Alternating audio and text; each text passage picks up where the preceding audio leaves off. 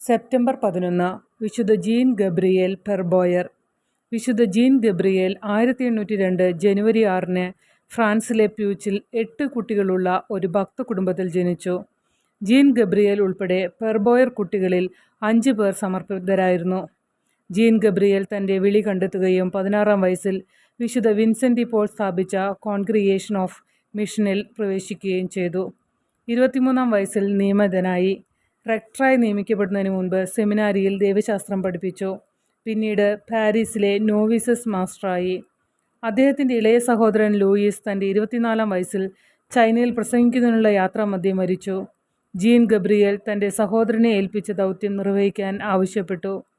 1835 October 29 Macao ദ്വീപിലെത്തിയ അദ്ദേഹം ആ വർഷം അവസാനം മെയിൻലാൻഡിലേക്ക് പുറപ്പെട്ടു. അദ്ദേഹം 3 വർഷത്തോളം ഹോനാനിൽ തൻ്റെ സുവിശേഷ പ്രവർത്തനങ്ങൾ നടത്തി. അവിടെ ചെലവഴിച്ച ചുരുങ്ങിയ സമയത്തിനുള്ളിൽ അദ്ദേഹത്തിൻ്റെ ദൗത്യങ്ങൾ വളരെയധികം ഫലം കണ്ടു.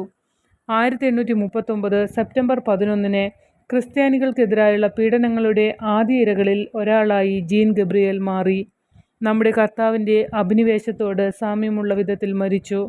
ഒരു തുക വെള്ളിക്ക് വേണ്ടി ഒറ്റിക്കൊടുത്തു. വസ്ത്രങ്ങൾ അഴിച്ചുമാറ്റി. ട്രിബ്യൂണലിൽ നിന്ന് ട്രിബ്യൂണലിലേക്ക് വലിച്ചിഴച്ചു.